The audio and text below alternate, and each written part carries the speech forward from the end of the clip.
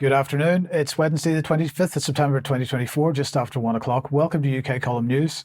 I'm your host, Mike Robinson. Joining me today, we've got Vanessa Beeley from Damascus and Charles Malet. Welcome to the programme, both.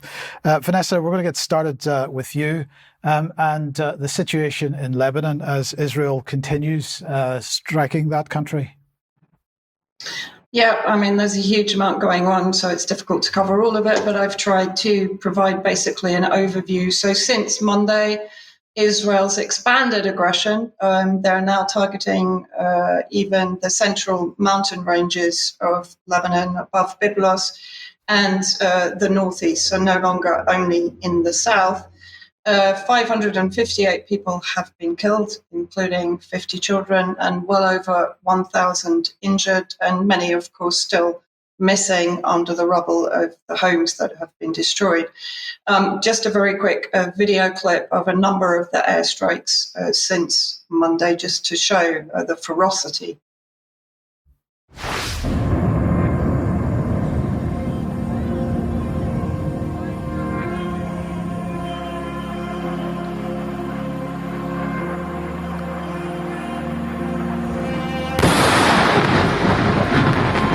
هيدي الضربة ضربوا على ساحة الغازية عنا على العين.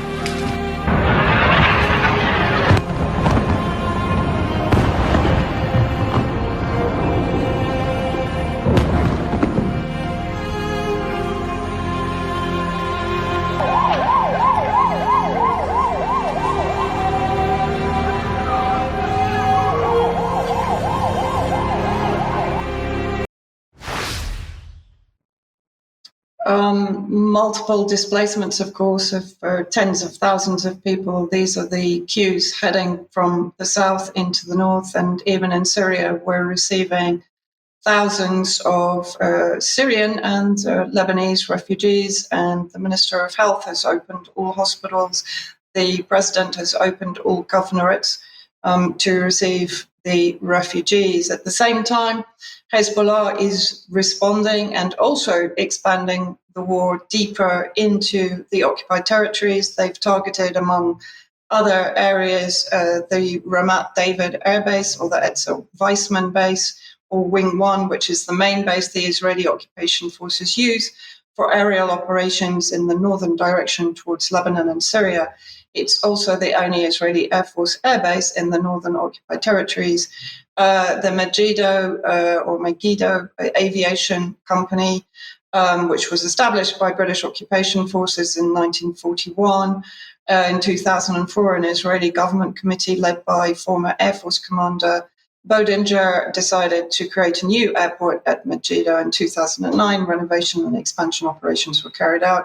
And today, for the first time, Hezbollah used one of their ballistic missiles. They've been using generally their lower grade missiles until now, but they used a ballistic missile to target the Mossad headquarters in Tel Aviv. And that, again, is the first time that Hezbollah has targeted Tel Aviv. Of course, Israel and the Israeli forces have been putting out messaging, declaring victory, declaring that they've destroyed the majority of Hezbollah missile launchers. But in reality, these are both from Al-Mayadeen, a former Israeli security advisor, says that Israel is not even close to beginning to destroy the capabilities of the Islamic resistance in Lebanon, and asking if Hezbollah has been defeated. An article or opinion piece today in Israeli media. Has it been defeated? Will it surrender? The answer is no. The IDF has also been producing its normal standard of propaganda to justify the slaughter of civilians. We have to remember that if it were Russia killing 558 civilians, almost all of those in one day, there would be outrage from the West. So here, the Israeli Defense Forces initially put out a tweet saying that the reason that they had destroyed all of these houses was that basically Hezbollah was storing and launching missiles from those houses. Later on, that post was deleted and it was rewritten to exclude the information about the missiles being stored in the houses. And of course, this isn't new. this is the standard argument from the IDF to justify targeting civilian properties in Gaza, in Palestine, and now, of course, in Lebanon and in Syria. Last night, to show that the escalation is also extending into Syria, the Syrian air defense, this is from Israeli media, was triggered amid alleged Israeli strike on the port city of Tartus. Now, what's interesting is that I'm being told by people here in the military that in reality it was an attack by drone from the Al-Qaeda factions to the north of Latakia on the coast and Idlib. So this, again, demonstrates how the so-called rebels support their Zionist funders, backers, armors, and supporters in Israel. And again, this is also quite interesting. This story has been repeated twice in the last 2 weeks. That's why I wanted to point it out. So yesterday, Haaretz published an article claiming that 40,000 militants had arrived at the border with the occupied Golan territories, which are, of course, Syrian territories occupied by Israel, from Yemen, Iraq, and from inside Syria. Now, I have to say this is nonsense.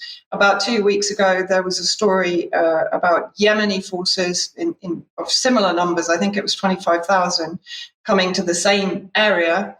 And of course, this is virtually impossible, but it also hasn't happened. What I believe it is to frame a narrative. If we have a quick look at the map, it'll frame a narrative. If we look where the drone strike happened, so that was on the western coast of Lebanon, where I've put the red star is where they're claiming that these 40,000 strong forces have gathered.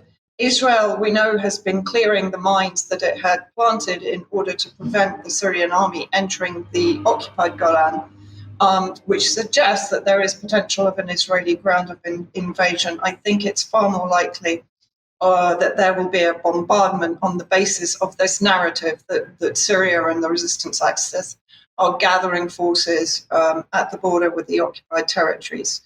Now, there has also been a noticeable increase in C-17 flights departing from Fort Campbell, potentially indicating the activation of the 101st Airborne Division.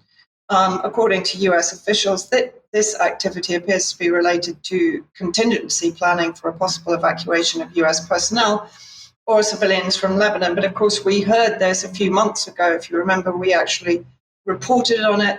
And at the same time, and actually interesting to note, the 101st Division were deployed, I think it was in November 2022, to Romania on the borders with Ukraine.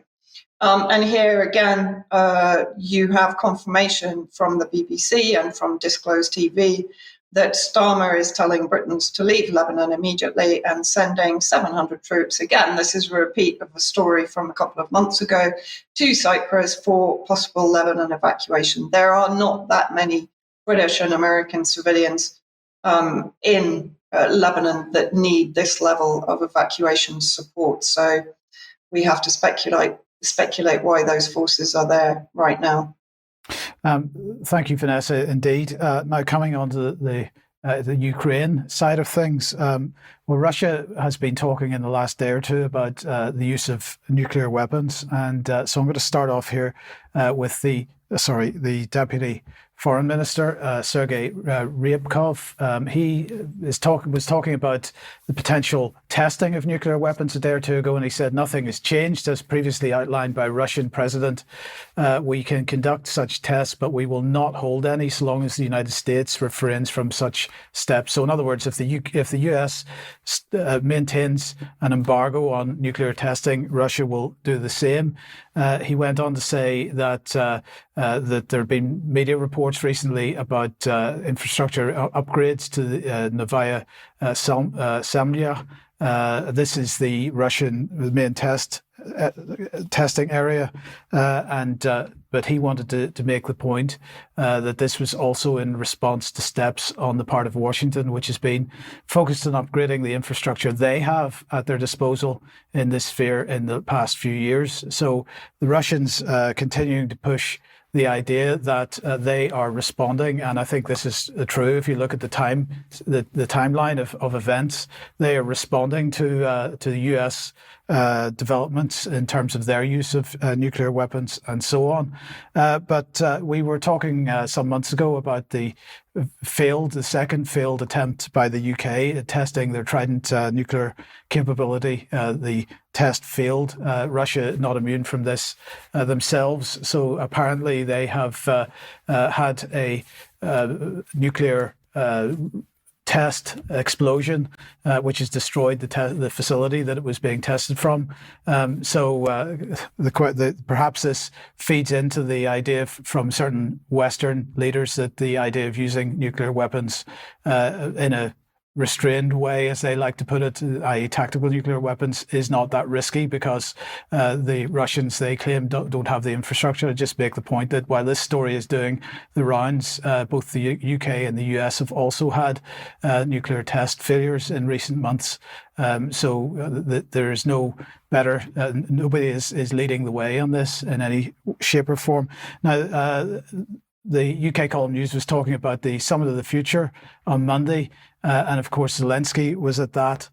He appeared to speak at the United Nations General Assembly and for the Summit of the Future. So he was very excited about that. But he then proceeded to run a tour of all the leaders that were there with his begging bowl in hand. I'll just show a few of these because it's quite funny. So here he is with Prime Minister of Japan.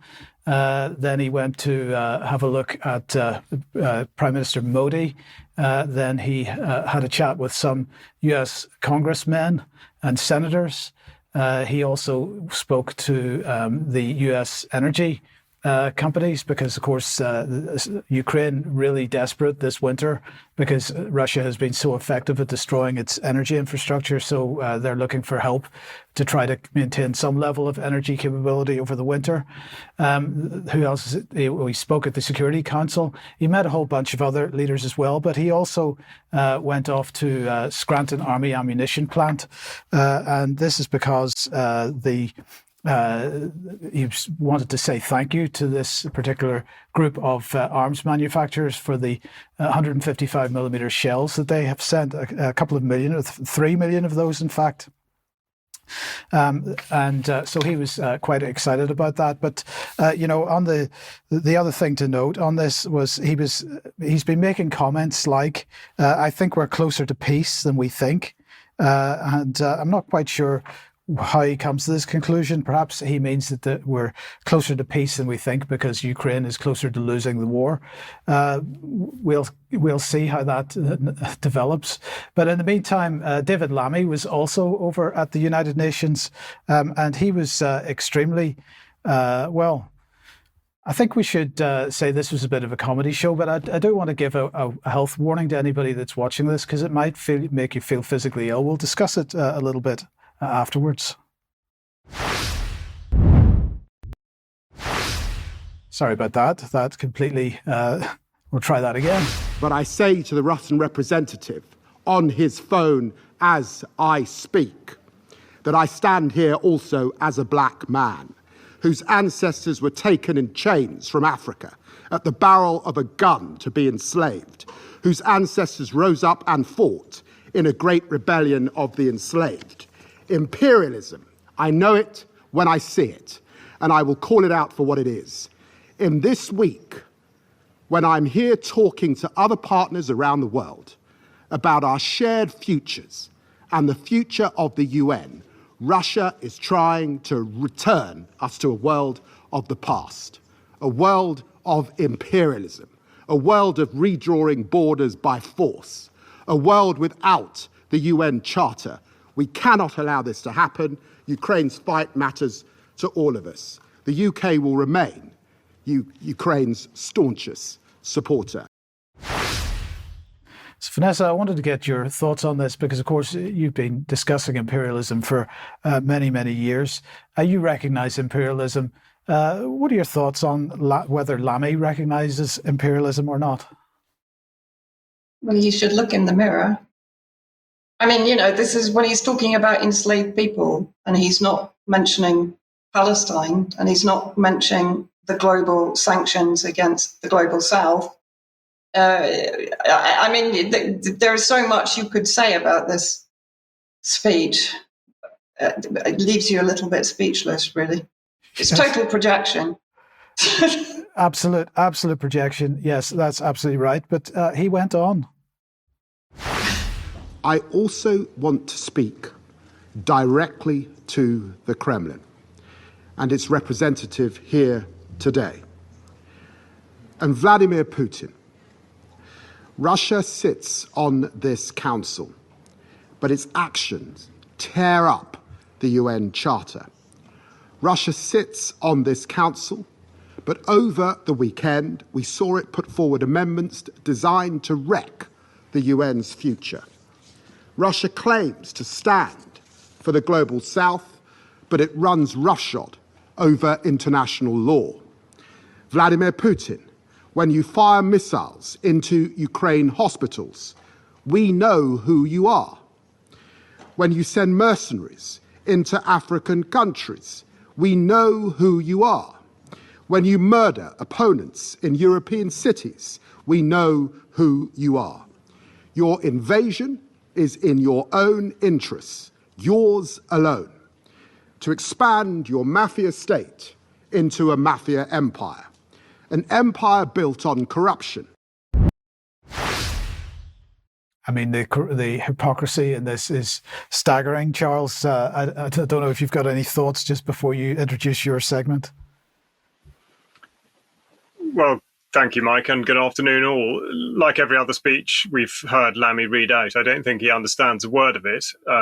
Most obviously exemplified by him saying that he was standing when quite clearly he was actually sitting down. But no, I think to start talking about building empires on corruption is very apposite, because, of course, that is exactly where he is with his government as they set out on their campaign to completely demolish all the sense of sort of decorum and good sense in society in the United Kingdom today. But yes, we'll be hearing more from him in due course, I'm sure. Yes, indeed. So let's come on to the Afghan inquiry and the recent revelations about the activities of former Secretary of State for War, Ben Wallace. Yes, there are too many strands really to this story to be able to encapsulate them in a short news segment. So we'll deal with the most significant parts of it. And we start with a message put out by a rather huffy Ben Wallace, the former Secretary of State for Defence. It does appear in a way that it's a bit of a back-scratching exercise between he and the BBC. He accuses Panorama of trying to subvert an inquiry that he had set up and that he was due to attend on Monday. So he accuses Hannah O'Grady, a producer at Panorama, of effectively stirring by asking questions that he described rather strangely as being leading and inaccurate. I don't know how a question itself can be inaccurate, but nonetheless, he said that they were straight out of a conspiracy. And he went on to say that he wouldn't be effectively talking about such thing until he'd given evidence at the inquiry, which he did on Monday. So effectively, we should stand by for answers to Panorama. But what this goes back to are the allegations made against members of UK Special Forces, in particular the Special Air Service 22 SAS.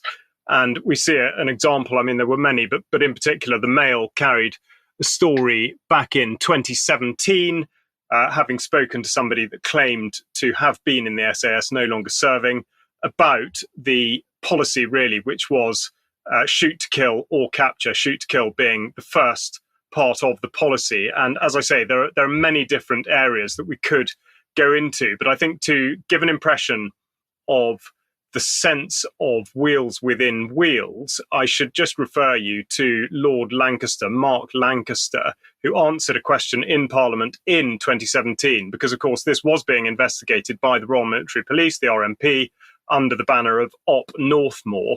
And when Lancaster was asked then about Northmore and why it was being shut down by two separate MPs, his answer was that it would be absolutely beyond the control of a minister to interfere in such an investigation, which just goes to show that, of course, such interference may be conducted as long as it suits the particular minister in question. I should also point out that Lancaster himself is a serving Major General in the reserve as a Royal Engineer, and also, interestingly, up until the summer of 2020, he was Deputy Commander of 77 Brigade, which, of course, was acting very much against the best interests of the British people during the first lockdowns in the UK. But what this goes back to, or at least brings us forward to, perhaps, is the Overseas Operations Act of 2021, which was sponsored by Ben Wallace in his capacity as Minister for Defence at the time. And this then, the bill said that it was to make provision about legal proceedings and consideration of derogation from the European Convention on Human Rights in connection with operations of the armed forces outside the British Islands. Now, you may have heard of Wallace talking about this. It's more likely you will have heard Johnny Mercer, who spent a lot of time as Minister for the Armed Forces, or Veterans Affairs, talking about essentially vexatious claims. And this was legislation in order to be able to put British servicemen outside of spurious claims being made overseas. Now, the question at hand is what Wallace knew at the time of introducing and indeed amending this bill to reduce the length of time beyond which vexatious or other claims couldn't be made, and how much he knew about allegations made against British Special Forces, and whether or not he is being honest about this. Now, there is more than a whiff of dishonesty in the air, which is evidenced by an exchange between Stuart MacDonald of the SNP and the Ministry of Defence, which he tweeted out in the summer of this year. And he was given initially an answer, followed by another answer, which was described as being the correct one. And effectively, it was to do with whether or not Afghans could be brought back into the UK with the chance of testifying at an inquiry that would shed light on whether or not the Special Forces were involved in any of the things that they've been alleged to have done. And the text that he was sent said this was determined following an internal review that highlighted instances of inconsistent application of the ARAP criteria to a tranche of applications from applicants with links to former Afghan Specialist Unit. Now, that's the Afghan Relocation and Assistance Policy. And although that's complete gobbledygook, what it means is that, yes, it was possible for UK Special Forces to prevent Afghan Special Forces from coming back and being put in a position where they might be able to, in effect, testify against them. And this takes us to the independent inquiry relating to Afghanistan, which Wallace himself has set up and testified to on Monday. I should just point out that as part of his evidence, there was a restriction order on a 15-minute period of it, which said that there may be no publication, dissemination, disclosure, or repetition of anything that was said or done during a 15-minute period of him speaking. Now, as I say, I referred earlier to Johnny Mercer, and actually it's Mercer's testimony, really, that is more significant at this point. He was asked back in February of this year when he was testifying by Glasgow, who was questioning him, and was there a sense that you were being hung out to dry here? And Mercer said no. There was a sense that I was being gamed the entire time. Now, what he means by that is that he, in his position as Minister for Veterans Affairs, he was very closely involved with this legislation as it was being pushed through. And he was being led to believe that there was no substance to the allegations about members of UK Special Forces. But Mercer's position was that he wanted to see all the evidence that there was to suggest that these things had happened in order that he could be clear that this legislation should go ahead and wasn't going to protect people that shouldn't be protected. And he subsequently said that he thinks he was lied to by Director Special Forces, DSF, and the Chief of the General Staff, the head of the army. He stopped short of calling Wallace a liar, but he did say that Wallace was giving his opinion, which he believed was wrong. So he thinks that Wallace was incompetent as opposed to willfully dishonest. So there is a lot to this. There's a lot more to come out. And I'll just round off by looking quickly at the rules of engagement in the Joint Services publication, which deals with this, which is JSP 398. And just a reminder, really, because this is what this concerns, as to how enemy combatants are dealt with. And it says, ROA, rules of engagement are one of the key means by which political control is exercised over the use of force. and of ensuring that action taken by UK armed forces is lawful. And it goes on to clarify that strategic intent at governmental level, coupled with a legal basis for the offensive use of force, will govern the nature of rules of engagement, and goes on to talk about the Chief of the Defence Staff clarifying this through operational directives. So there's an awful lot to this. There's an awful lot more to come out. But effectively, what it is looking like, and this is unlikely to be batted away by the evidence that Wallace did give on Monday, is that this has caught a lot of people in an enormous lie. And it just remains to be seen whether or not, like every other inquiry that we could really bring to mind, this will also be a whitewash. So I will continue to dig into this and report back as necessary. Charles, thank you very much for that. Now, if you like what we do and you'd like to support us, please go to support.ukcolumn.org. There are options to help us there. You could make a donation. Now, I'd just like to make the point that one or two people have been making donations thinking that that was joining as a member. In fact, it's not. You need to scroll on down a little bit and choose which membership level you need. So if you need to if you've done that and you need to change the situation, get in touch. You could support us through the UK Column shop, or you could pick some supplements up from clive2carl.com, and we are an affiliate there, so that helps us as well. So thank you very much to everybody that does help us. We do need your support. Now, we have added the Telegram button to the share buttons on the articles and so on. So please share material you find on the various platforms. And of course, if you're a member, you can get access and make comments on the material that we post on the UK Column website. Now, Piers Robinson, Dr. Piers Robinson has published an article on the latest attacks on academic freedom from the Times and the links to MI6. Vanessa, you've obviously been subject to some of these attacks. I don't know if you've got any brief thoughts on this. No, it's well worth reading just to understand how the media complex is triggered by the security agencies or intelligence agencies to effectively discredit, smear, and disappear the evidence provided by academics, journalists who are challenging power rather than working for power.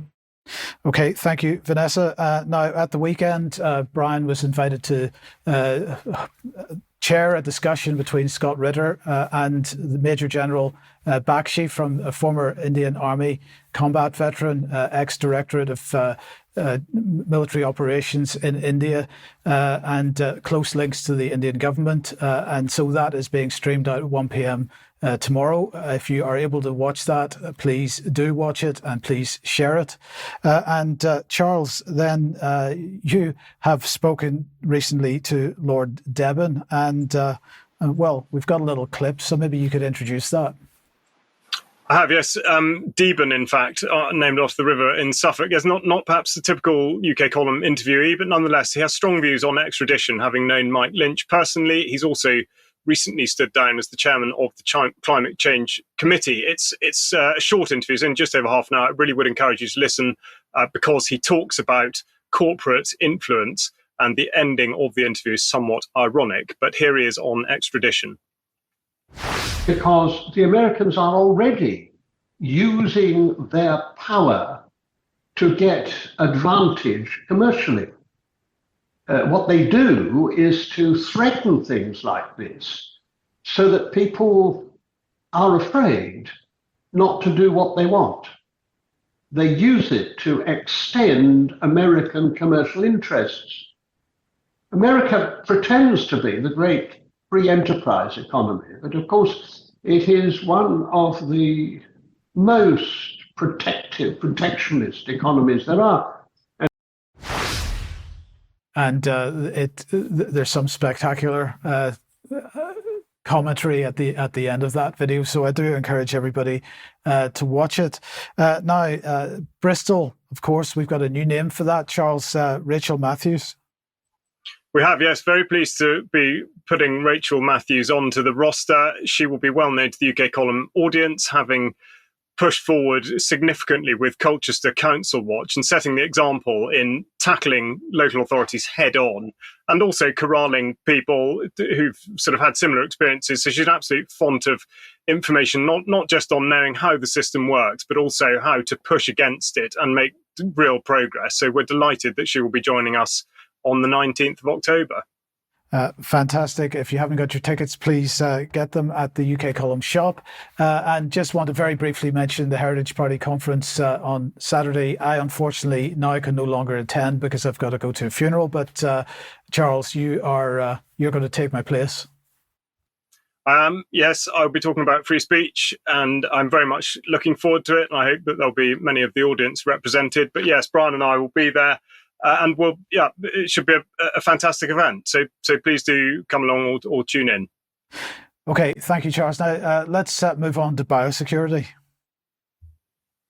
Yes. Now this has been a theme for many a month, but it's very much ramping up. And of course, as autumn falls upon us, there is the suggestion for not just humans, but also animals that infectious diseases are on the rise. And we have the Animal and Plant Health Agency sort of at the epicenter of this, really, putting out a tweet that's been forwarded by the chief vet, Christine Middlemiss, with her little Ukraine flag, which has nothing to do with veterinary science.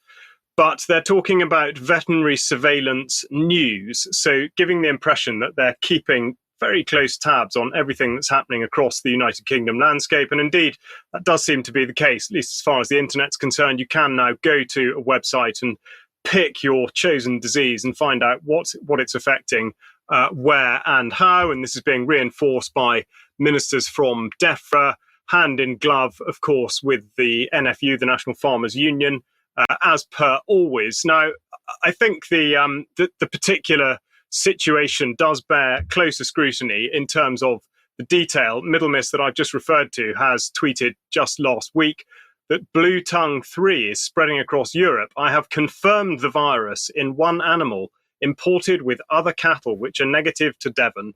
This animal has been culled and the others will be repeat tested. This is our standard post-import practice. Now, I've pulled out what I think is the most significant clause there, which is the others will be repeat tested. It's like leaving the European Union. If you get the wrong result, you just do it again. And of course, the alarming thing is the powers to cull what could be perfectly healthy animals. And this is the time to pull out the old adage, which of course is that the PCR test, according to its designer, its inventor, Carrie Mullis, may not be used as a diagnostic tool. It cannot predict whether or not something will be ill. It does not provide evidence of a virus, and it certainly may not tell you whether one organism will make another organism ill. Nonetheless, it is exactly what APHA hang almost everything they own off. They also describe themselves as being working to safeguard animal and plant health for the benefit of people, the environment and the economy. But most tellingly, in their priorities for 2025, leading up to 2025, they are protecting the UK by introducing the new border target operating model, which essentially is to do with movement of plants and animals across borders, and protecting the UK from animal and plant-related threats to human health. Now, I spoke about this most recently on the 29th of May on the news, and I sent a Freedom of Information request into APHA specifically to do with expanding nitrogen foam and methods for the mass culling of poultry. I asked them a number of questions, and I'll just pick out some of the answers that they gave me. Essentially, what are they going to do if there is to be a mass depopulation exercise of poultry? They say they have upgraded, and they've got 12 new Mark III containerized gassing units stored across APHA depots, capable of being deployed across England, Scotland and Wales. They've also enhanced their training to include the newer culling methods, like using nitrogen foam, whole house gassing, and also alternative methods for fertilized egg destruction. So they are going about it absolutely wholesale.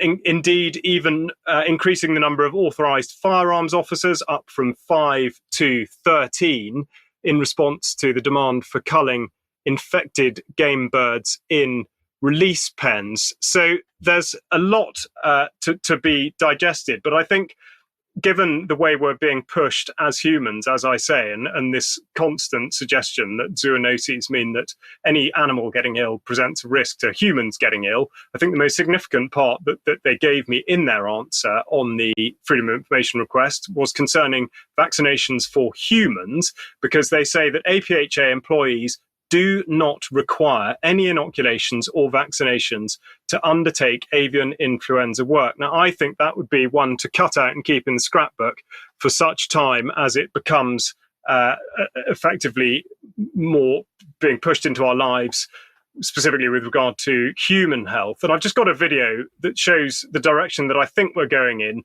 because this was when Catherine Middlemiss herself Christine Middlemiss was working in New South Wales, Australia, and this was the legislation that came in with the emphasis on collective responsibility. So let's have a quick look at this. Produce and safe food. Biosecurity can often be taken for granted, but it's so important to maintain our $12 billion primary industry sector, strong international reputation and lifestyle that is the envy of many. In New South Wales, we are improving how we manage our biosecurity with a new Biosecurity Act. This new piece of legislation brings together 14 separate acts and introduces the concept of shared responsibility through the General Biosecurity Duty. The General Biosecurity Duty recognises that everyone has a role to play in protecting our state from biosecurity risks. The Act provides a modern and flexible framework to manage risks and support business. And we need your input before it comes into effect in 2017. We now need to develop the regulations and policies that will spell out what you and government need to do to share the responsibility in managing biosecurity risks. So as you see, shared responsibility at its core, and that is really what the biosecurity state is built around. Now, you might be wondering, why is it that this gets to go ahead at all? And it's because there are compensation scales. So DEFRA putting out information with APHA about what poultry farmers in particular can get. And they say that government has powers to cull in order to control the spread of diseases. And for bird flu and Newcastle disease, you'll get compensation for any healthy birds that are culled by government. So I think the big question that falls out of that is, why are farmers consenting to have animals tested when they should know that the test is not worth the paper it is not even written on? And indeed, there is no mechanism by which illness can be discerned in these creatures. So effectively, they are trying to deny, at the same time as offering compensation, that very compensation. There's a lot more to come out on this as we go into autumn and winter. Charles, thank you. Now let's come on to censorship. The news from Pavel Durov is that, Telegram is going to start cooperating with the authorities. This is following his arrest. He was, of course, arrested by the French a couple of weeks ago, and he's announced on his Telegram channel that IP addresses and phone numbers of those who violate our rules will be disclosed to relevant authorities in response to valid legal requests. And of course, in the past, Telegram had refused to do this. He also said that the search function on Telegram, which allows people to, of course, find public channels and so on, is going to be much more censored than it has been in the past, because he's worried about what he described as problematic content and unsafe or illegal content and so on. Now, people have been commenting on this, and Mike Eden was pushing this article around from Substack from Anthony Colpo, entitled "The Telegram Sham. Pavel Durov is a World Economic Forum young global leader, and his encrypted messaging app stinks like a psyop." Well, there are many points in this that there's nothing incorrect in this article at all. I would just make the point that, of course, we shouldn't be looking at these apps as being safe in any way. We shouldn't be looking at any of these great tech leaders as being a safe pair of hands for us to store our messaging in. And we should treat all of these with immense skepticism. That's on one hand. On the other hand, we absolutely should be doing things in the open, in my opinion, and not hiding behind attempts at anonymity. So perhaps it doesn't really matter to what degree these people are working with the state, because we should use the facilities that are available to us in the full knowledge that that's the case. The same goes for X. X, of course, had been taking a stand in Brazil because the Brazilians were attempting to force Twitter to close accounts that the Brazilians accused of creating disinformation. Elon Musk was taking a stand against that. He has now capitulated because basically the danger, he was forced to close X's office in Brazil because of the danger of arrest of X's employees. So he shut X down in Brazil completely, which cut off 20 million people. But he switched it all back on again. So that's good news, isn't it? Now, I just want to briefly mention a little bit about what's going on in Germany. And so we'll do a quick translation of this headline here. Citizens Council Forum Against Fakes hands over reports to Federal Minister Pfizer. I haven't pronounced that right. Alex will be smacking me around the back of the head when he sees me in October. But anyway, expert reports are the result of a citizen participation project with recommendations for action on how to deal with disinformation. So this is censorship related, but it's also related to sortition, which we've been covering heavily in the last number of weeks.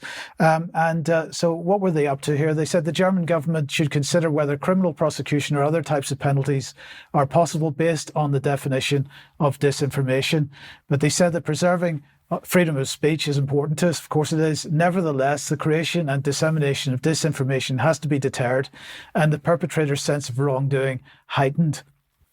And then they went on to recommend that the European version of the Online Safety Act, or this is part of their legislation equivalent to the Online Safety Act, the Digital Services Act, that this should be extended to force very large online platforms to reserve 1% of their entire global turnover for the purpose of combating disinformation. So, this, as I say, is sortition. So let's just have a look at what is a Citizens Assembly in Germany. This page gives an idea of it. It's in English. And they say the Citizens Assembly is one of the three pillars of the permanent citizens dialogue in the German-speaking community. The other two are the Citizens Council and the Permanent Secretary. The Citizens Assembly is composed of about 30 members, and these citizens are chosen by lot. So it's a lottery. Now, who's allowed to participate? People who are registered in the population and people who are at least 16 years of old. So quite young people are entitled to take part in this. The Citizens Assembly is mandated by the Citizens Council to deal with a particular topic.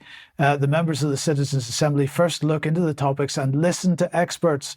Who chooses these experts? This is the question on the matter. Then they discuss what recommendations should be made to politicians. As a result, the Citizens Assembly makes recommendations to the Parliament and the government of the German-speaking community.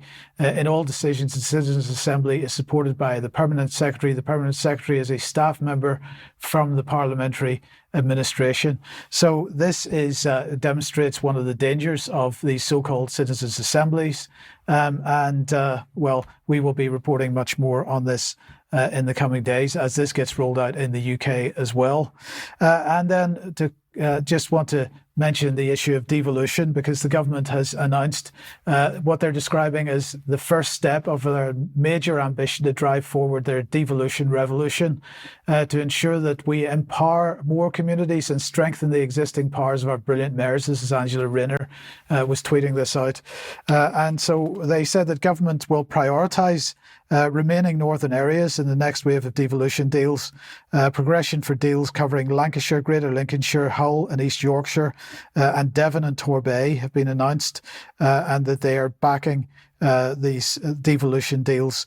This is continuing from the announcement of the English devolution bill announced in the King's Speech, and establishing the Council of the Nations and Regions with more details to be announced in due course. And I'm just going to say, if you haven't got a copy of Agenda 21, Your Life in Their Hands yet, please pick up a copy, or maybe pick up a copy for somebody else, because if you want to understand what this devolution agenda is all about, it's all in that report.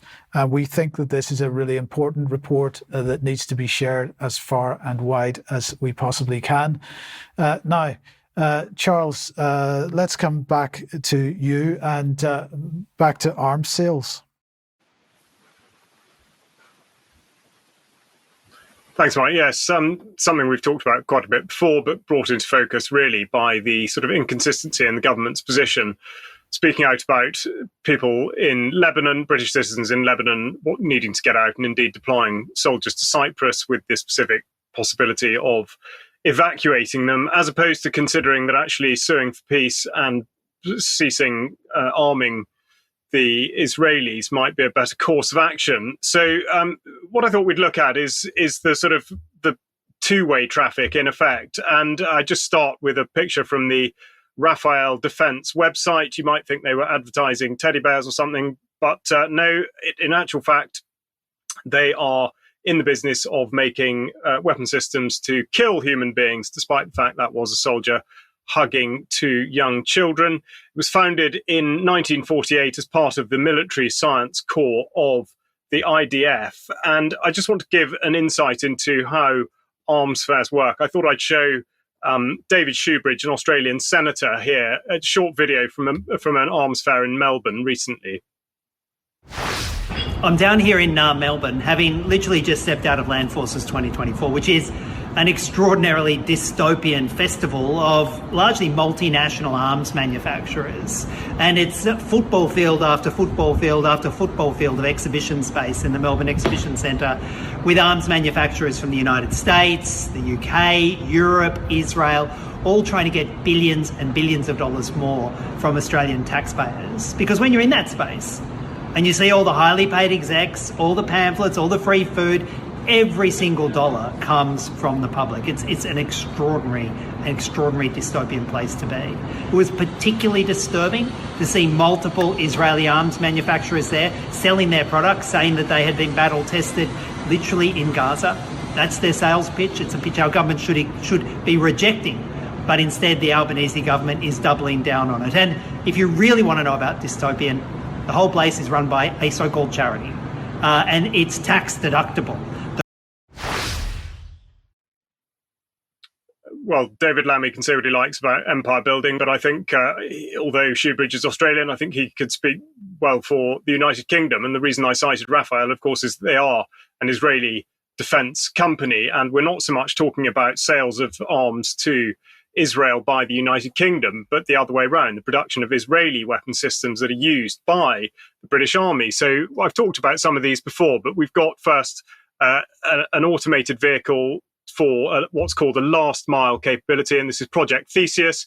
So Rafael's been awarded a $3 million contract. It's also worth pointing out that Horiba Mira, their cited, also have very close relations with Israeli companies. Further, we've got the Challenger 3 missile protection system, which actually was the trophy thing we saw advertised at first, trophy active protection system, to go on to Challenger 3 to provide enhanced protection against rocket and missile threats, basically to counter fire before being hit.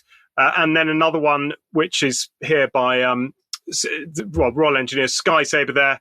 But critically, the interesting part is the brain here, supplied by Rafael, talking about the surface-to-air missile center command and control system, and that it links the tactical data link that allows Sky Sabre to communicate with the Royal Navy and Royal Air Force ships and aircraft, as well as UK allies. Now, specifically, the reason I refer to this now, of course, is with what happened last week in mind. Vanessa reported in very great detail about the attack on Hamas and the use of electronic devices, effectively communication systems, pagers and walkie-talkies, and think that the MOD has gone wholesale in with not just one, but many Israeli defense companies who, of course, do retain the overall intellectual property of all the technology they're designing and putting into our systems. So is that a sensible thing to be doing, is my question.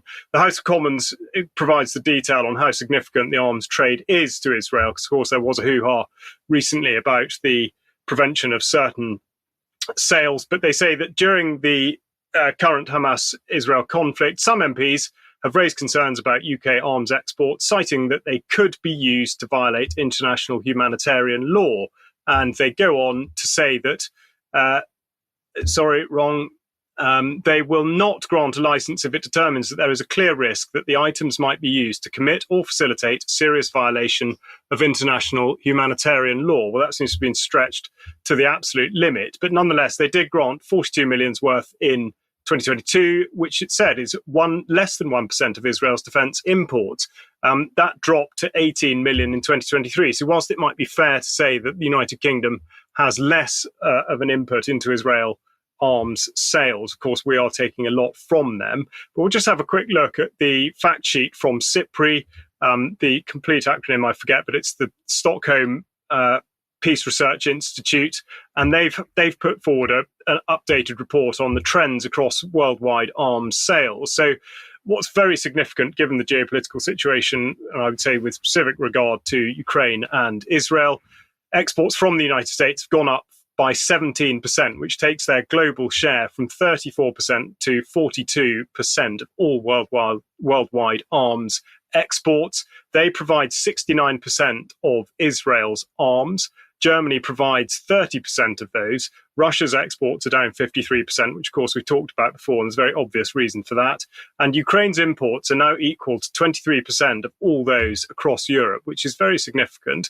The graphic illustration of this shows the chart, the enormous section on the right being the United States. France is the second largest seller of arms across the world, and then we've got the UK and Israel still in the top 10. So this is how things lie. But I think really the main question is, what on earth does the Ministry of Defence think it's doing, first of all, in not suing for peace in any of these countries, but specifically bringing Israeli technology into weapon systems and indeed control systems for United Kingdom weapons? It seems to make absolutely no sense at all. Thank you, Charles. Just a quick correction. You said Hamas with respect to the pagers and whatnot. Of course, that was Hezbollah, which brings us on to the final segment, Vanessa, and that is to take a look at Hezbollah, because quite a lot of, shall we say, misinformation about Hezbollah in the mainstream press in the West. Well, yeah, because, I mean, the mainstream media, as I'll demonstrate, is simply channeling the Israeli line on Hezbollah. And I know Charles has received a question in the past related to Hezbollah. So I just thought, it's a good moment perhaps to give a little bit of an explainer. And of course, if people want to ask more questions, they can join extra. So first of all, let's just play a video message from Netanyahu to the Lebanese people. I have a message for the people of Lebanon. Israel's war is not with you. It's with Hezbollah. For too long, Hezbollah has been using you as human shields. It placed rockets in your living rooms and missiles in your garage. Those rockets and missiles are aimed directly at our cities, directly at our citizens. To defend our people against Hezbollah strikes, we must take out those weapons. Now, starting this morning, the IDF has warned you to get out of harm's way. I urge you, take this warning seriously. Don't let Hezbollah endanger your lives and the lives of your loved ones. Don't let Hezbollah endanger Lebanon. Please, get out of harm's way now. Once our operation is finished, you can come back safely to your homes. Well, except, of course, the homes will be destroyed. And of course, there is no mention of the threat of Israel and its allies to the region. So anyway, let's have a look at the BBC, who a couple of days ago put out this article, What is Hezbollah in Lebanon? And will it go to war with Israel? What is Hezbollah and where does it operate? So, of course, what does the BBC do? It channels the Israeli description of Hezbollah, that it's effectively created by Iran. It's an Iranian proxy, it's dominant Shia, so in other words, it's a sectarian organization. Let's have a look again. I'm taking much of this information from Western think tanks, so I'm not looking at let's say, Hezbollah-aligned or sympathetic media in many cases.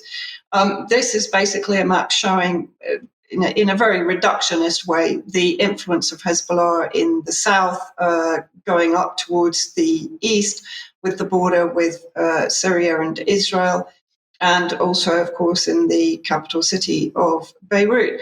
Let's have a look at when Hezbollah was founded. They were founded, this is just one of many commentators on X. They were founded, of course, after the Israeli invasion of Lebanon and siege of Beirut in 1982. 10 young men met in a mosque in the random suburbs of Beirut and pledged to resist Israeli invaders until martyrdom. The name's well known, and of course she mentions Fuad Ali Shukr, who was assassinated by Israel back in July. And of course, in 1982, we should all remember the massacre of Sabra and Shatila, which was one of, although it wasn't directly carried out by the Zionists, it was carried out by their proxies in the Phalange Christians militia, one of the worst massacres in the history of massacres by the Zionist entity. If people want to read more about it, I do recommend Robert Fisk, who was actually there during or came just after the massacre. And then I wanted to have a look at this article by Sharmeen Nawani, who's Lebanon-based, reported from Syria from 2012 onwards. So she says, for Lebanon, Hezbollah is more than just the first Arab force to militarily expel the Israeli Defense Forces from its territory permanently. Of course, that was in 2006. In Lebanon, Hezbollah is a political party too, with members of parliament and seats in the cabinet. In 2022, the Hezbollah alliance won 13 seats out of 128 seats. And in fact, it lost a narrow majority that it had had for many years before then. The group runs a remarkable array of social services across the country, from subsidized schools, hospitals and clinics to agricultural centers and environmental programs. And those are basically open to all denominations inside Lebanon. Furthermore, Hezbollah's appeal is not limited, as I said, to Lebanon's Shia community, which of course is what Israel wants you to believe, and the BBC. Since 2006, Hezbollah has been in political alliance with the country's largest Christian-based political party, the Free Patriotic Movement, whose leader, General Michel Aoun, is currently president of Lebanon. Aoun's close association with Hezbollah is an irritant to Washington, and the Trump administration is pushing, so this was written back under Trump's presidency, to tighten the sanctions noose on Lebanon as well as on Syria. In September, the House of Representatives voted to strengthen the 2015 Hezbollah international financing prevention. Now I just want to play, because I want to go on to the idea of Hezbollah being a proscribed organization, both in the UK and in the US. So in the US from 1997 and the UK, I think, from 2001. So this was a closed session, secret recording of John Kerry's conversation with the White Helmets at the UN and other so-called opposition representatives. So let's just have a listen. You have to listen quite carefully because the quality is not good, but I will provide a transcript to what he says specifically about Hezbollah. The reason for that is that they have both basically declared war on us and are plotting against us, and Hezbollah is not plotting against us. Hezbollah is exclusively focused on Israel, whom they're not attacking now, and on Syria, where they are attacking in support of Assad. So it's No, I entirely understand your position as representing the American interest, because these Shia groups, they do not attack the United States, of course. But how to make the majority of the Syrian people accept this approach? I'm sorry, what? How to make the Syrian people accept this argument that because Hezbollah or Fadl Abbas, the Iraqi and the Iranian groups are not fighting the United States now, so they are not targeted by the attacks against terrorism in Syria. They kill Syrians. They are targeted by the opposition. We are arming. So, and training. I do recommend listening to this entire recording, because there what he effectively admits is that Hezbollah is not opposed to the United States. It is effectively created to oppose Israel. And Hezbollah are being targeted by the Syrian opposition, the terrorist forces, who the US is arming and training. Again, you can freeze frame the transcript and read it at your leisure, but let's continue with the idea of Hezbollah carrying out terrorist attacks on the next slide, please, Mike, even.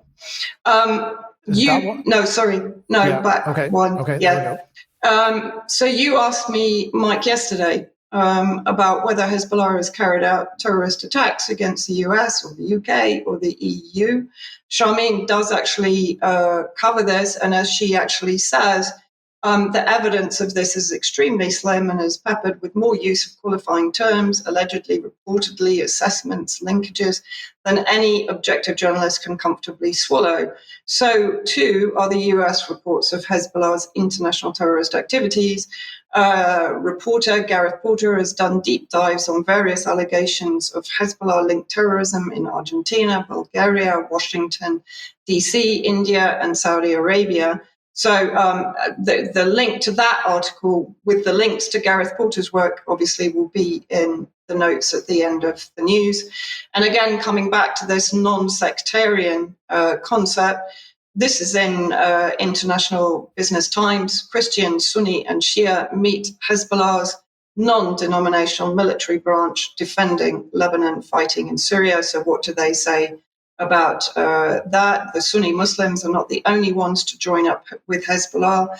Christians and non-practicing Shiites who subscribe to Hezbollah's brand of violent resistance can also join the non-denominational brigade. Suraya al-Muqawama is made for non-extremist people, said Sami Ramadan, a Sunni recruiter for the group. So again, very much like the Iraqi resistance factions, they are non-sectarian, they are inclusive of all religious denominations. Now in Syria, and this is where it becomes very important, not only in Syria, also in Lebanon, Hezbollah was responsible for not only liberating vast swathes of territory from the various terrorist factions backed by Israel and the West, but also in particular the Christian communities in Aleppo, in Hama on the border with Idlib, in and around Damascus and in the Damascus countryside. And I wanted to just play clips from two videos demonstrating the strength of feeling and solidarity from those Syrian Christians towards Hezbollah. So the first one is from an area called Bludan, which is in the countryside of Damascus. كل نقطة دم بتنزل من هالشهداء من شهداء حزب الله حسرة بتحرقنا، لأنه عم يستشهدوا على أرض مش أرضهم، وبس اللي كان بيجمعهم الوفا، يعني إنه هن كانوا أوفياء إلنا، يعني بيحبونا، يعني في شيء بيجبرهم غير المحبة إلنا. ونحن ما بننكر فضله إلا بعد الممات، لأنه اللي عملوا حزب الله مع أهل بلودان ومع المنطقة كلها وبسوريا كلها. And the second clip is also from the Damascus countryside to the north at a little monastery of St. James the Mutilated in Kara, and this is from 2013. De ver eso, como primero es Dios a quien agradecemos, así que la impresión que tengo de Hezbollah es verdaderamente como ángeles que están para servir a Dios y a cada uno de las personas de forma gratuita. Yo creo que no tengo otra palabra para expresar en relación a ellos, sino que son como ángeles, mitel malaike.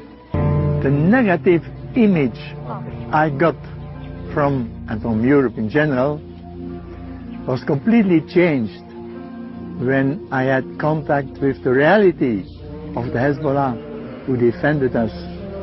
And so that convinced me not only by their words but especially by their acts and also the lovely manner they were between us.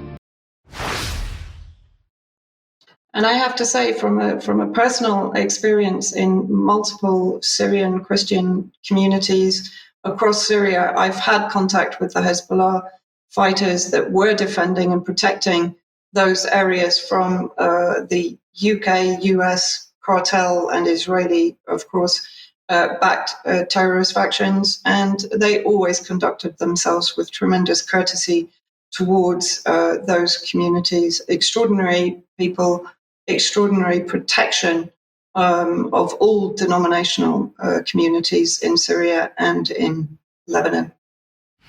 Thank you, Vanessa. And the key point here is this is clearly a much more nuanced organisation than the Western media would like to portray. Yeah, absolutely. Okay, thank you. Thank you for that. Thank you for Charles as well. Thanks to everybody that watched today, but we are over time, so we've got to leave it there.